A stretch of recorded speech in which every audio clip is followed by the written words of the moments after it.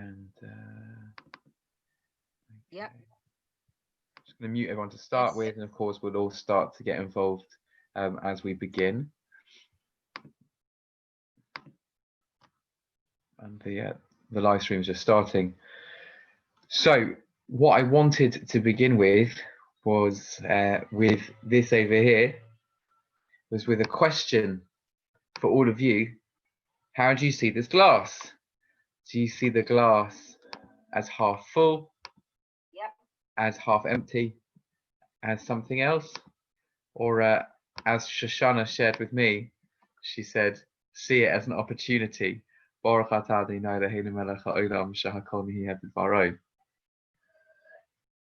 In any case, how do we look at the world? Do we look at the world as a half full, a positive way, half empty? Maybe there's a realist, or someone saying, I just look at it as a glass of water, half a glass of water. It's a question. It's a cute question about a glass of water, but there are bigger questions to be had around how we relate to events or things that are thrown at us. So, if you might feel like beginning this session of Chasing Lullabies, where we seek to push away the lullabies of the Torah, the things that we just take for granted, and instead engage in a more fundamentally deep way of relating to the text and understanding the text and seeing how it affects our lives. And this week we are going to be taking it to the next level again, because we're going to be building what we learned last time and developing it further as we learn more from the foibles of the children of Israel in the desert. So this is a week that we encounter a lesson about hope and hopelessness. And I just wanted to also add that after Shoshana gave me that joke about the glass, there was only right to mention and pay tribute to my one amazing wife, because today is actually our the English date for our anniversary, and we've been married for 10 years today. So yeah, I know, right? So a big tribute to a lady who has not only tolerated me for the past 10 years, but also basically shaped me into the person, anything I am. It is only because of her. So thank you very much. It's also Esther Sperry's birthday today. Okay, happy birthday. So what are you? Are you a glass half full, half empty person? Anyone just to shout out and trigger some thinking around this before we dive into the actual context, the context that finds itself in this week's parsha? I'm a heavy drinker, so if there's only half a glass of water, for me it is half empty. But generally, my outlook on life is it's half full. Okay. Heavy drinkers of water. Water. I'm always half full. Okay. So Michael's a bit of an optimist, hey? Half full. Always. Anyone sort of the half empty style? The perfectionist. It's like it's not quite there yet. You know, it's not a full glass. Anyone resonate with that? Could be. I wanted to begin by talking about experiences of hope that can be quashed. So even if we're a half full sort of person, we can kind of engage with a moment in a very full way, that we can hope and see the potential that it has. What happens when that potential gets trampled upon? So I thought I'd begin with a story, and then possibly begin with a story in a story, which is always the best type of story. So the story starts with applying for Barnet Shul, and some of you will know this story, which is actually when Shoshana and I originally applied for Barnet Shul, and we sent in our application forms. We got a sound rejection straight out from Simon and the selection committee and the United Synagogue. That was just, we're not even interested in meeting you guys. Thanks very much for sending your form in. Actually, they didn't even say that, but you know, goodbye. So there was all this hope that had been built up around the possible position in Barnet, all this sort of dreams and wonders about what it could be, what it'd be like with this amazing community. The reputation of the community had preceded it, and we'd done our homework. You know, we'd spoken to to Rabbi Lera, we'd spoken to other members of the shul, and we really thought this could be amazing. And then we just got rejected, and we didn't understand it. And Shoshana and I had this really interesting conversation, and Shoshana said, well, you know, that's it. Like, it's just obvious that they didn't really want us. Something happened with respect to that, you know, they saw something in the they saw something in the application form that just clearly that wasn't for their taste, and they'll go with someone else. And she kind of let go of the hope that we had. And then I said, I can't let go of it. I can't let go of wanting to just to see. Why couldn't we at least see about an interview? And it turned out there had been a miscommunication. It turned out that when the application form had said any dates that a person's not available for interview, so then it's somehow that was read as that we were not available until 3 months time even to interview, whereas in actual fact it was just in 3 months time there would be a few days that we wouldn't be available. So from a small technicality and holding out hope was then an inquiry, just a question emailed back to United Synagogue, just kind of wondering what on earth is there any, could just have a little bit of feedback why there was a rejection. And then came an interview, and then came us being here in lockdown, not being able to talk to anyone. But there we go. So there's just a story about holding out hope.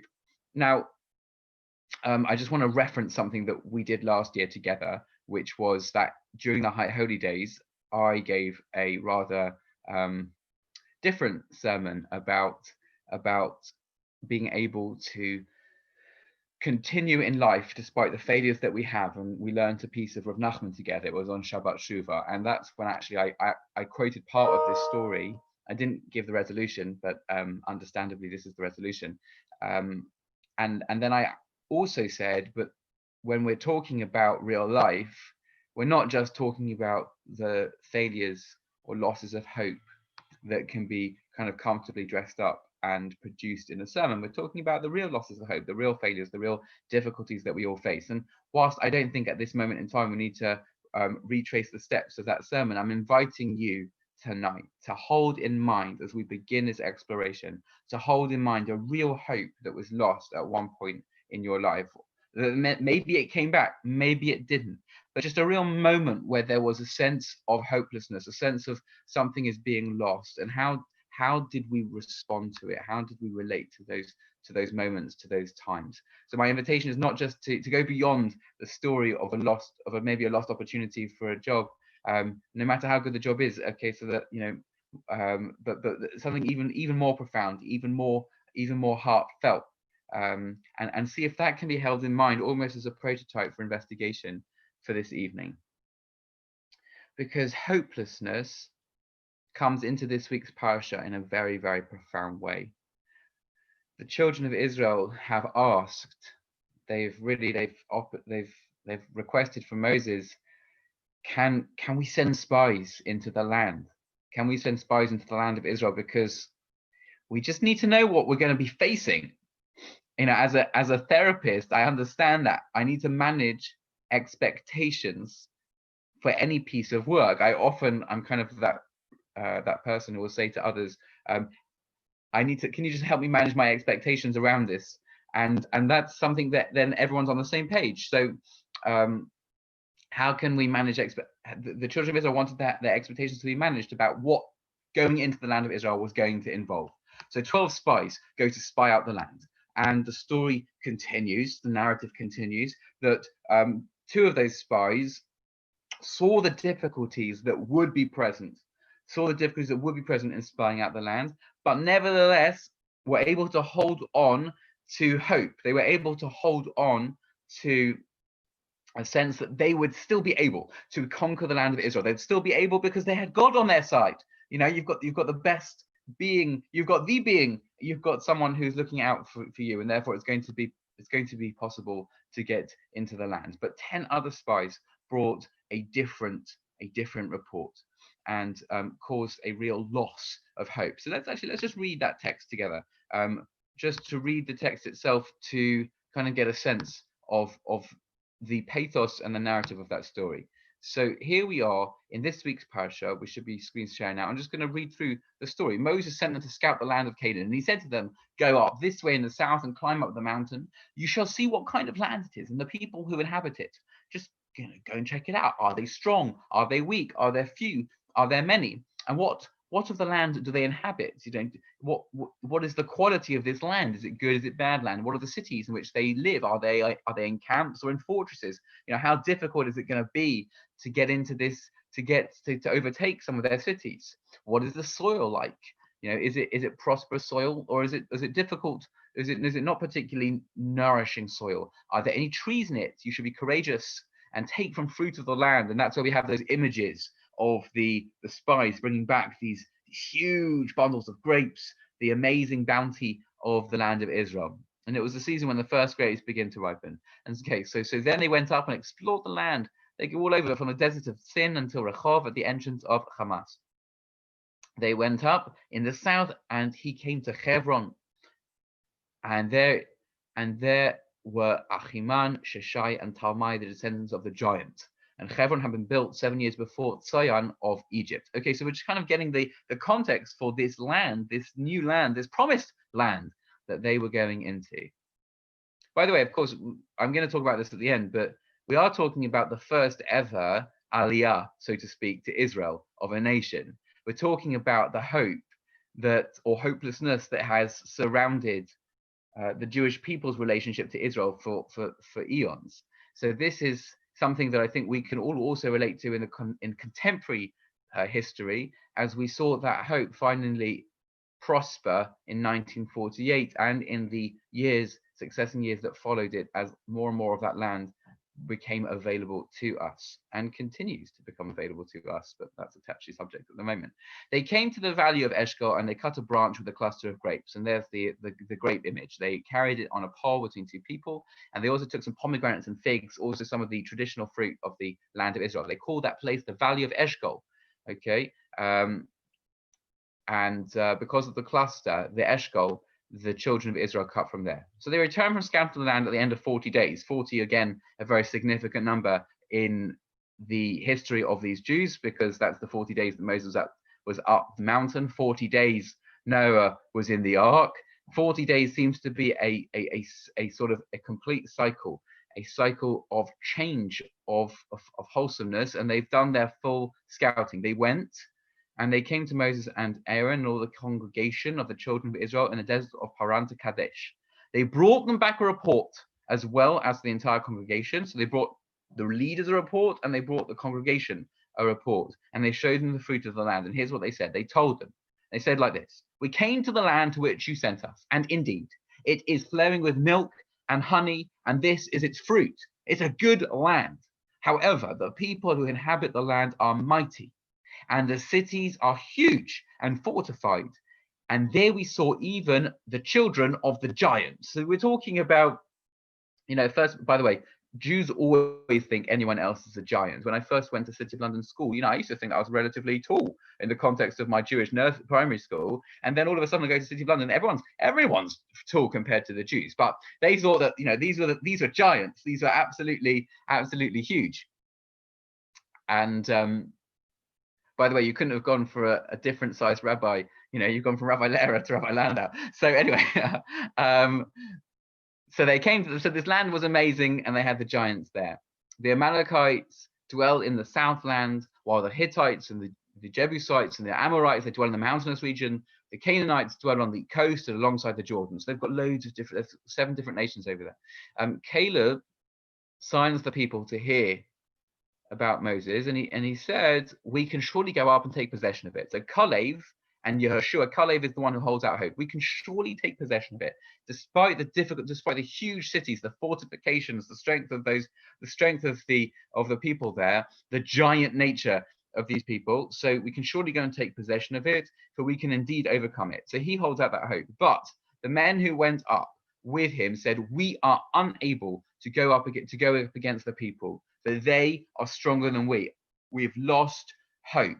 And they spread a report about the land which they had scouted, telling the children of Israel, "The land we passed through to explore," they said, "it's a land that eats up its inhabitants, and all the people we saw in it are huge, giant, strong people.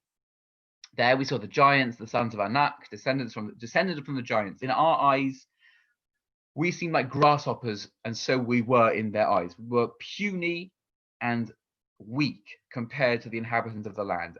Okay, and here's the thing. So they bring this national hysteria into the children of Israel, and all the congregation lifted up their voice and cried. And we're going to focus on this verse. I'm going to read it in Hebrew. Vatisa kol ha'edah, and all the congregation lifted up.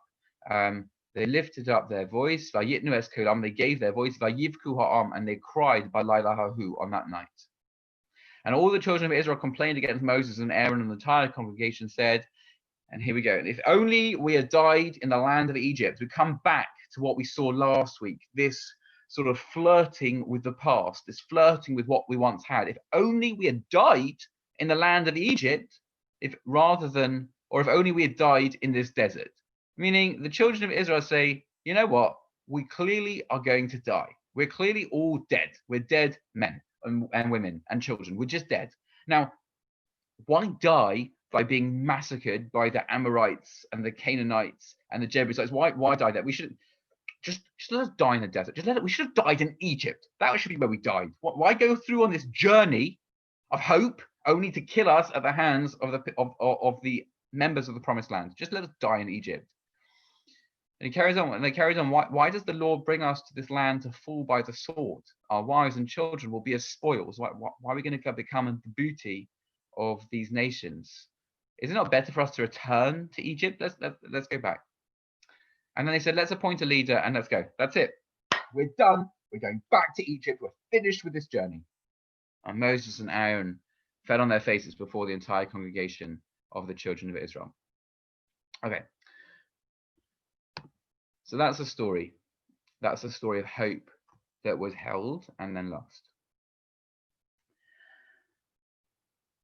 And I want us to just examine this flavor, this experience that they had.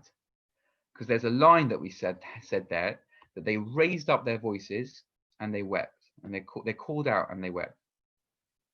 It's actually a phrase which only appears in the Torah 4 times. In the whole Torah, it's a unique phrase.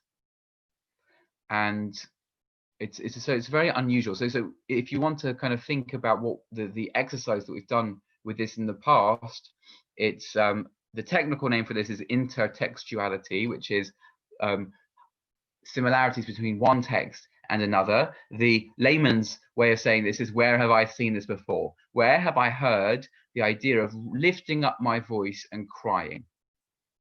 And I'm going to give you a clue that there are 3 other scenarios prior to this one. And the first one happens very early in the Bible, and I'm going to give you 3 hints where the first time this occurs. The first time we come across it, it's used to describe a lady. That's number 1. Hint number 2 is it's part of the story of Abraham and everything that's involved with him.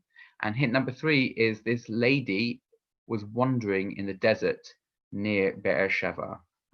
So who would like to hazard throw out an idea where we heard this before, that someone raised up their voice and they wept? It was a lady. It was in the Abraham story. Isn't the first one instant Adam Rashonim with asking for a wife, begging for Chava? So he's very lonely, but he doesn't cry out. So it's a good try, but no points yet, Simon. It's Hagar. Who is that? It's Joe. It's Hagar in the desert with Ishmael, yeah? That's right. So it's Hagar in the desert with Ishmael. So this is actually the story that we read in the laning on the first day of Rosh Hashanah. And the situation is that Abraham and Sarah have not been able to conceive a child together. And that's a pattern that we've seen throughout the book of Genesis, and we'll talk about when we get there in Chasing Lullabies. But they've not been able to conceive a child, and Sarah gives her maidservant Hagar to Abraham to conceive a child with, and they do, and they have Ishmael. They have Ishmael, our cousin. And Ishmael grows up, but then also Sarah gets blessed with a child, and there is this incredible friction in the house of Abraham between Hagar and Sarah, between Sarah and her sort of adopted son on some level, Ishmael, but really Hagar's son. And we read how, based on Sarah's advice, and by the way, this is very good for an anniversary day, that what does Hashem's Abraham doesn't know what to do, right? So Sarah is complaining about Hagar and Ishmael, and Abraham says to God, what am I meant to do? And God gives Abraham some great marriage advice, which is everything your wife tells you to do, you should do it. There you go. So happy anniversary, Shoshana. And so painfully for Abraham, because he loves his son. He loves his son. So he has to send his son away. And Hagar and Ishmael are wandering in the desert, and they use up their supply of water. And Hagar recognizes that the little boy isn't going to make it. He can't manage the trek through the desert anymore, and the dehydration is overcoming him. And so she pops him down in some grassy area just because she cannot bear to watch her child die in this horrible way, and she lifts up her voice and cries. So just to share that verse with you on the screen. So here we are with Hagar, and the water was depleted from the leather pouch, from the flask, and she cast the child under one of the bushes. And she went and sat down from afar at about the distance of 2 bow shots. For she said, let me not see the child's death. And she sat from afar, and she raised her voice, and she wept. Vatisa eskola vatefk. She raised up her voice and she cried. So just to compare that for the same verses above, which were now in the book of Numbers or in the book of Genesis, talking about the response of the children of Israel to the spies. Vatisa kol ha'eda vayinas kolam vayivku. They raised up their voice and they cried. So this is the first time in the Torah we see such a phrase. Okay, we've got 2 out of 4, but we need another 2. So the next question is, when else have we seen this phrase in the Torah? We've seen it with Hagar. There's another time that we see this phrase, and I'll give you another hint. There were 2 brothers, and they used to compete, as brothers do. And one brother thought that he would receive a certain set of gifts, of blessings, but the other brother beat him to it. And when he realized what he'd lost, he cried. What was the story? Cain and Abel. Cain and Abel. So Cain and Abel, he didn't realize what he'd lost because he was dead. So Abel wasn't able to cry because he was gone. So this is where someone's realized. But a good suggestion. Someone else has realized. Yaakov and Esau, isn't it? That's right. So Jacob and Esau. So we've now moved on from Abraham 2 generations to Abraham's grandson Jacob, and or grandchildren Jacob and Esau, because both Jacob and Esau are the biological grandchildren of Abraham. They're both the twin sons of Rebekah and Isaac. And the story famously goes that Rebekah favored Jacob in some way, and Isaac favored Esau in some way. And there was the whole interchange where the birthright was sold for the lentils, for that red stuff, in which case Jacob, the younger of the 2, seemed to have bought the birthright from the older brother. But when push came to shove and Isaac recognized that it was time to give the blessings that he had to bestow to his children, and he was going to almost split the blessings between the 2. He's going to give some to Esau, some to Jacob, and Jacob then commits an act of treachery where he dresses up as his brother, encouraged by his mother, because his mother knew the real story here. So Rebekah dresses him up in Esau's clothes and prepares the goat dish that is going to be brought to Isaac. So when Esau comes back and realizes that his brother has beat him to it, has taken the blessing that was meant to be his. So we have the following verses. Here we have with Esau, and Esau said to his father, have you but one blessing, my father? Bless me too, my father. Give me something. Barcheni garani avi, bless me too. Vayisa Esav kolo vayevkan. Esau raises his voice and weeps at the loss of his blessing inheritance. Okay. And there's one more case, there's one more time in the book of Bereshit where we see these words. He raised up his voice and he cried. This time it's a little bit unexpected. You see, after the incident with the blessings, Esau wants to kill Jacob. He's done with the family. He's done with this cheating brother. And so Jacob runs away. And it's at this point I want you to tell me, if anyone knows, when does Jacob cry? Because Jacob also raises his voice and he cries.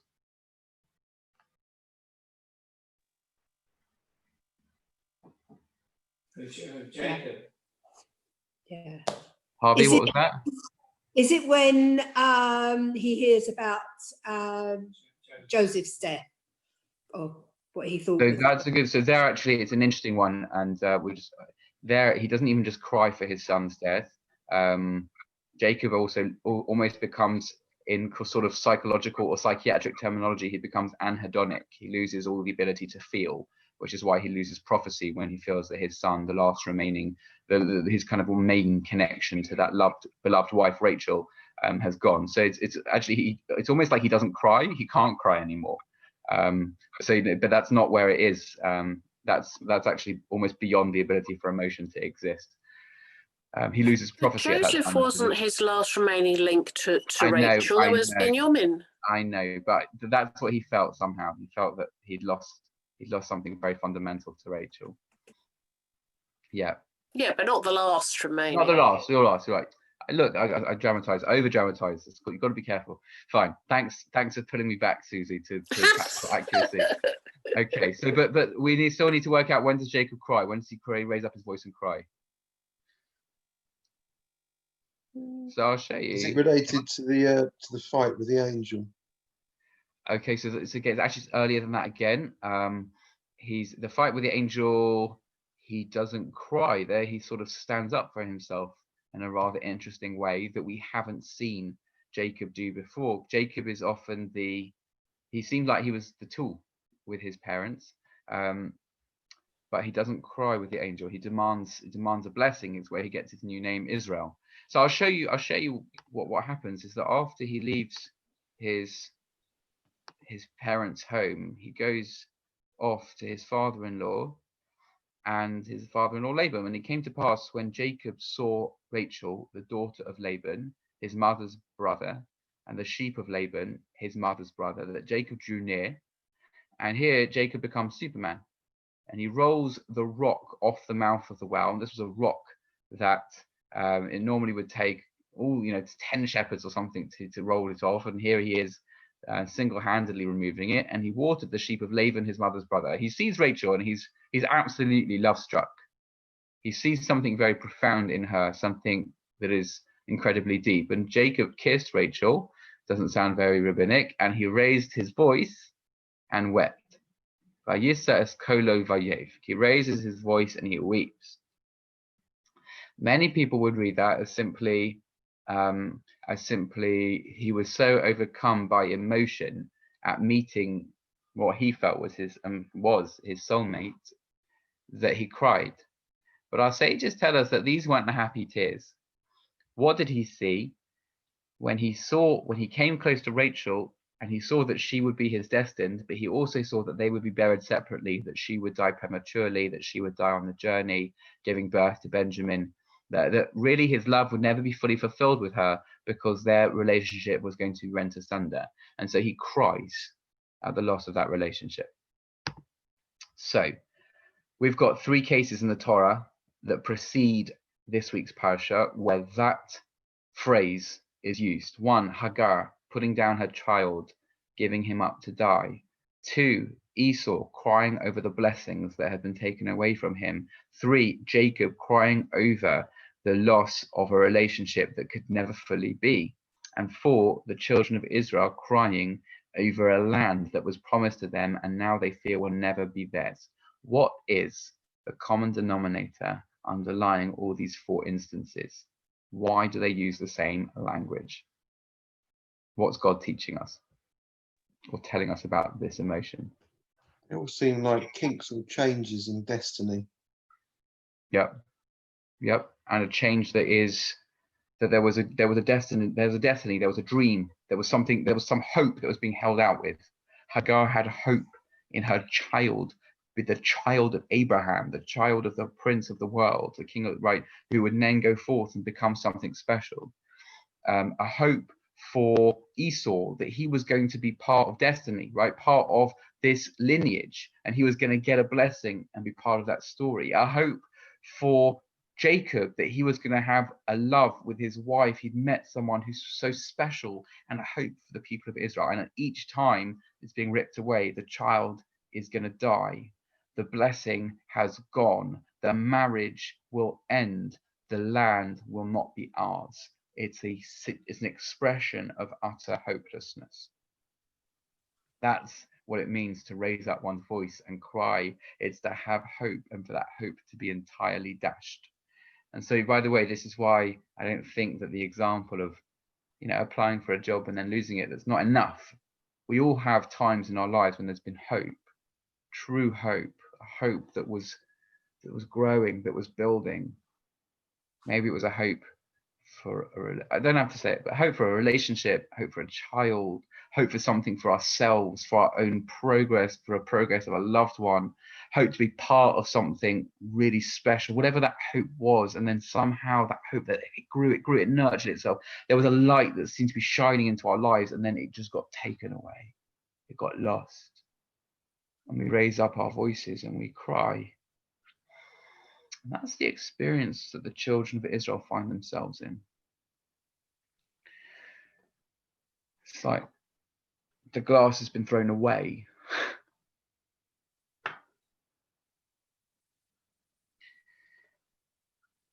And then the children of Israel do something which I think is so natural for so many of us when we get into that place of hopelessness.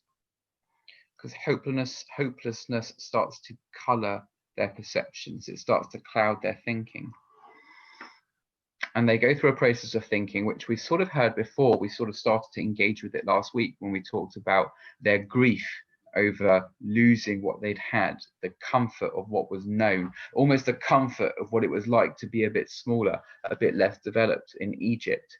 And we'll see there's 3 different stages to their Egypt fantasy, and each stage is a development from the next. And I'd like to explore that with you now, because what we're asking now, after we've established this sense of hopelessness, is what does hopelessness do to us? What do we learn from their hopelessness of the children of Israel? So go back to the text, go back to their discussion of Egypt. And here it begins in verse 2. First stage, we read this already before. If only we'd died in Egypt. We could die at the hands of the Amorites and Canaanites. We could die from starvation in the desert. If only we just died in Egypt.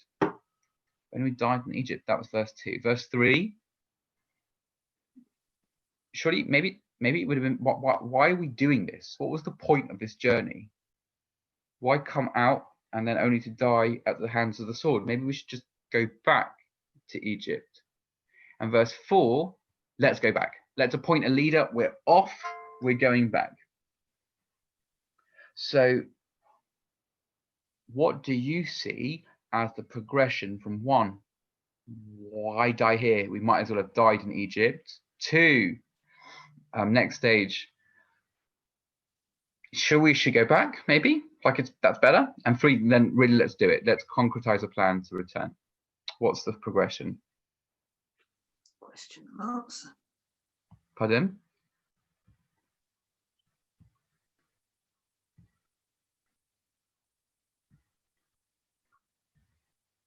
Any thoughts? What do you see as the move? It's a negative.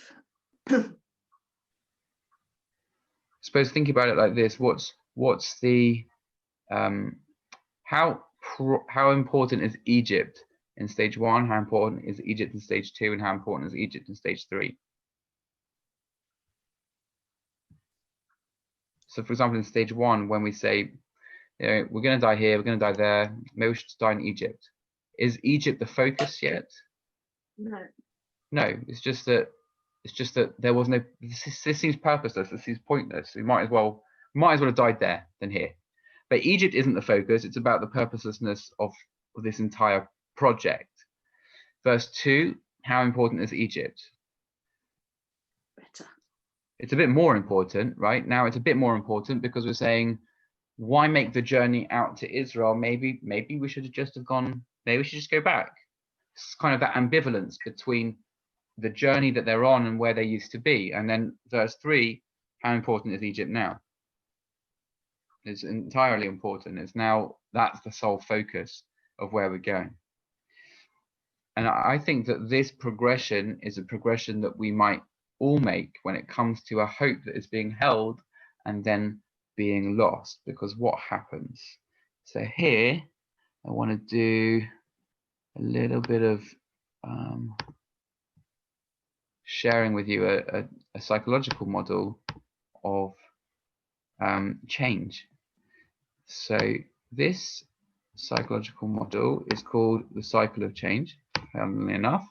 It's by Prochaska and De Clementi, and it talks about spirals of change. And this model is attempting to show how people can shift or not from old patterns of behavior to new patterns of behavior. It was talked about in the context of addictions, but also in the context of any behavior that people wanted to change. So it starts with pre-contemplation. Pre-contemplation is the point where there's no actual current interest in making a change.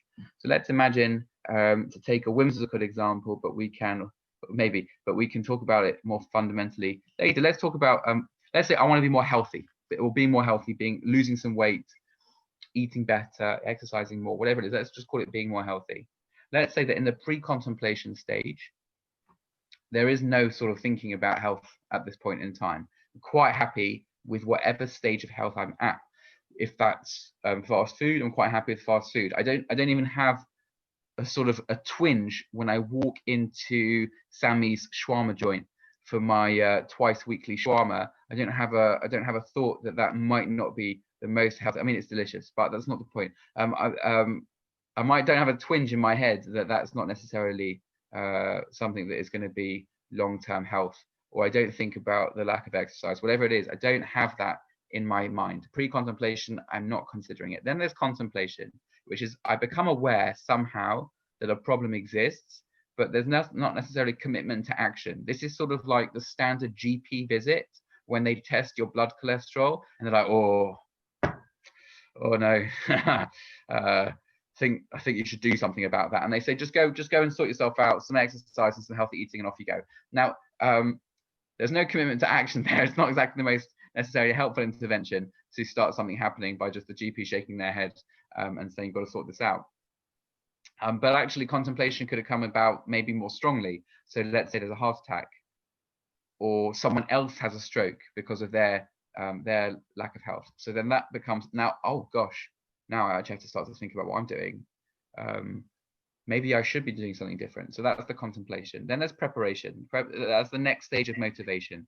It's actually saying, okay, I am ready now to take steps to make a change.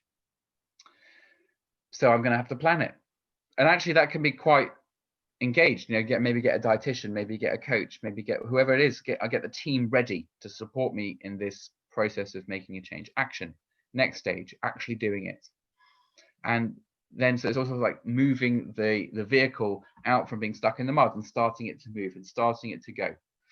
And that's still, it's a very early stage, because even though now, how many of us have started a plan for healthy eating or for a diet, and we have started it. We went from pre-contemplation, I wasn't thinking about it, then contemplation, now I'm thinking about it. And it's actually on my mind. I'm starting to read books, I'm starting to think about it, starting to accumulate articles. Preparation, I decided, right, this is it. I'm going to set a start date. I have my last meal, sort of like that last supper, where I'm allowing myself to have all the good stuff, my last Sammys, and then I get involved, I take action. And then a few weeks later, I'm back to where I started, because I don't have the maintenance, right? So the maintenance has to keep it going, has to keep this cycle of behavior going. And that's then a point of change. However, then they added to this model, by the way, because what the model didn't have was relapse. Was then often we fall back. You know, again, how many of us have been on a good diet for a few months, and then, yeah, it just all comes back on. It all comes back on. So we fall back to the old patterns of behavior, because they are well-trodden patterns. They are old friends. And so once again, we relapse, and then we can even get to a stage where we're no longer even thinking about that change we wanted to make. Egypt represents the old pattern of behavior. We talked last week about how growth can take us to a certain new place. It can take us to a place of well-being, a place of wholesomeness, but actually there are losses. Egypt last week represented the losses of development, the losses of growth. If we're going to put it into the story of the person seeking to be more healthy, it's the loss of Sami Shwama. Now, that might be a loss, but growth comes in all shapes and forms. It might be the loss of the Avengers. It might be a loss of being able to let go. And so the relapse, the move from Egypt just being something which isn't so important to Egypt being the full focus, I think could be understood in this context as a move from the growth that they were going to make back into those old habits, kind of fully returning down the cycle into pre-contemplation, losing any desire or drive to the promised land, instead turning back from that place of hope, say from the diet, from the desire to be something bigger and better, back to pre-contemplation, back to a place of just simply knowing what was comfortable, what we used to have. Now, we don't have to just take the example of diet. One of the examples I gave last week, possibly a bit more close to home for some of us, is about improving relationships. We might all at some point desire to have something more, have something better in a relationship. We might, let's say, not want to lose our temper, want to manage our own sense of ego and entitlement with respect to the other person in order to be a nicer spouse, a nicer parent, a nicer friend, a nicer child. And we can also maybe go through those stages of not really thinking about it, then becoming aware from the sort of scared but kind of knowing look of someone else, that they see that we're going to that place of anger that they know and they've just tolerated enough for a long time. And so then we start to think, maybe I can do something different about this. Maybe I can start to make some plans. They start to prepare, take some actions in order to look after and manage my own anger and sadness that surrounds some interactions, my own triggers, and start to move there and actually start to take some really courageous big steps, because managing anger, managing those triggers can be really, really powerful, really tough. And it feels difficult. It feels very, very difficult. And then we hit an edge. We hit a point where it's so difficult. We're not talking about the ordinary, by the way. All growth is up and down. So all growth is that a little improvement, quite a good fall, a little improvement, a good fall, a little improvement. We're talking about where we sort of start to just give up, because we have so many failures. We start to say, I'm not going to be able to do it. I'm not going to be able to be that person that I see other people be. I'm not going to be able to be that father, that partner, that child, that friend who I see others and I look up to, who is able to put their ego on the side. I am not going to be able to do that. And we start to lose hope in what we set ourselves to do. I'm not going to be able to be part of that healthy society. I can't do it anymore. So you know what? It's good. It's good being what I am. At least they know my mind. You know, at least I get to let loose somehow. You know, that's at least a healthy place. I start to not only relapse, but I start to celebrate where I used to be. I can't live with the imbalance between what I wanted, the hope I held for the sort of person I was going to be. I can't live with that imbalance between that and where I am right now. And so rather than trying again because it is just too difficult, I will not only give up hope, but it will color my thinking. It will make me look in the past with rose-colored spectacles. Maybe there was something better there. Maybe it was really better to be angry because at least they know my mind. Haven't we heard those justifications ourselves, telling ourselves? Maybe, you know, it's fine. It's like the justification after losing out to Barnet. Like, I don't know, maybe it wasn't really such a good community after all. Of course you were, but whatever it is, there's a justification that you make because you have to somehow put the hope to bed, to death. You have to put it into its grave. And so I look back to Egypt. And I think this can be true when it comes to not just self-development in terms of relationships, but growth in terms of Judaism too. So I was having some conversations with people after last week's Lullabies, and they said to me, you know, maybe they just wanted to be human. Maybe these children of Israel just wanted to be normal. Like, why do we have to do this Jewish thing, which is asking us to be really not normal, really not always so human, really on top of ourselves at all times? Like, maybe it's okay to be human. It is okay to be human, but God's asking us to always push up a little bit more. And that can sound quite tiring and that can sound quite intense. But the outcome, the hope that we can hold of always being that much better, of always having that much more light each day, that shouldn't be a hope that gets drowned in a hopelessness of looking to the past and saying, look, I was human in the past, I'll still just kind of be broken in the future. I'm always going to be a bit broken. Maybe I'll just stay where I am because I need to be human. That hopelessness shouldn't color us and say it's okay just to be back in Egypt. But it so often does. It's an easier place to be. I think maybe a lot of us feel this. There was an amazing movie a little while ago called Sliding Doors. I don't know if anyone remembers it. So Gwyneth Paltrow is running home and she's running to the train. And in one version of reality, she makes the train and she just manages to slip in, probably like pulls her coat through the doors of the tube. And in the other reality, she hits against the doors as they close in front of her. Now, I think we've all had that experience of either missing the train or not missing the train. But in this reality, that one moment was a fundamental divide between two possibilities. Because if she made it onto the train, it meant that she got home earlier than expected. It meant that she caught her partner cheating on her and all the different things that happened as a result of that. And in the other reality, she didn't get home early, she didn't catch her partner and all the different permutations over there. And I often think about that moment when it comes to our own growth and our own life, because so often we can be focusing on the past and we can have that sort of buyer's remorse. We can think about what could have been, you know, like decisions were made, things happened that were irrevocable, that can never be undone. And whether positive or negative, they happened. And we can often almost, I remember there was a time in my life I used to think back at different events, different moments, and almost kind of fantasize about the sliding doors that could have been. So had I not done that, or had I chosen that, I just imagined a whole different life trajectory and almost fantasized about my Egypt, the Egypt that could have been. If only we'd been in Egypt, like if only I hadn't chosen Israel, if only I'd chosen Egypt, how much better that would have been.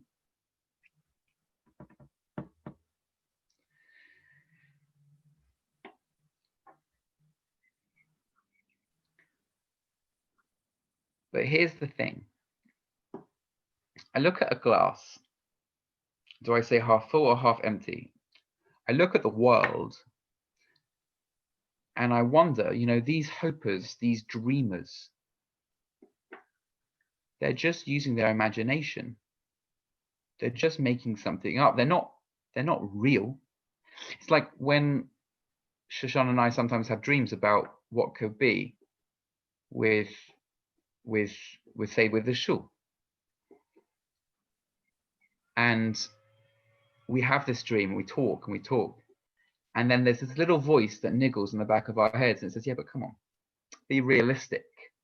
Don't be so full of imagination. Like, you know what the status quo is. You know what society's like. You know what you're up against. Be real. Stop imagining. But actually, the sliding doors mentality, the buyer's remorse, is also imagining. It's also imagining a past that wasn't. The past was what it was. It's an imagination. That sort of sense, that call to be realistic is masquerading as reality, when in fact it's not reality. It's just imagination focused in a different direction. Hope is imagination for the future. Hopelessness is imagination for the past. And the Jewish people here fall into that trap of looking back to Egypt, looking back to the past and saying, that's where my imagination lies, rather than holding out hope for the future, like Kalev does, like Yehoshua does, holding out a hope for the future, what could be. That's where the power of imagination drives us to our best, rather than the power of imagination grinding us into the ruminations of what was lost.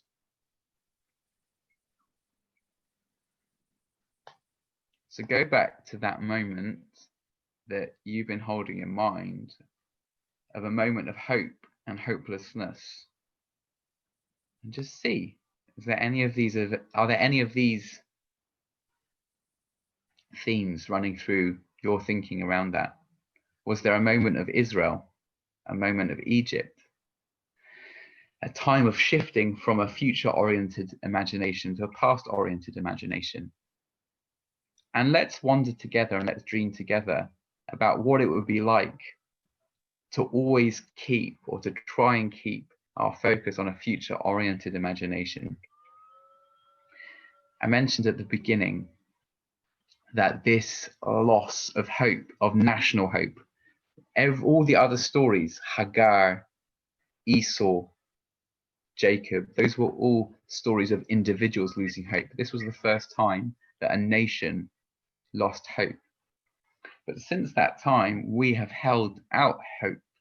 It's a beautiful thing that the national anthem of Israel is Hatikvah, which is the hope. And there is something about Jews holding out hope even in the darkest of situations. Throughout history, throughout the persecutions that we've had, there's always been that glimmer. There's always been that hope. We are a nation who knows what it means to hope. Just reminded of all the shuls in Poland and across Europe that had pictures of Israel, pictures of the Kotel, pictures of Rachel's tomb, pictures of Hebron painted on the walls, hoping, hoping, hoping one day to return home. And so what I thought we'd finish with is the poem and then some thoughts from you. A poem of hope that is surrendered but then regained. This was actually, it's a beautiful thing. I just met up with a friend from school who's married one of our members, and he shared with me this poem yesterday. I thought it couldn't have come at a better time. The poem's called The Bright Field by R.S. Thomas, and it reads, I've seen the sun break through to illuminate a small field for a while, and gone my way and forgotten it. But that was the pearl of great price, the one field that had treasure in it. I realize now that I must give all that I have to possess it. Life is not hurrying on to a receding future, nor hankering after an imagined past. It is the turning aside like Moses to the miracle of the lit bush, to a brightness that seemed as transitory as your youth once, but is the eternity that awaits you. thank you for coming on this evening, for chasing away the lullabies around this very, very tricky story, for seeing how the children of Israel are so similar to us in their toying with hope and hopelessness. I'd love to hear some of your own thoughts about what we've shared this evening. Well done.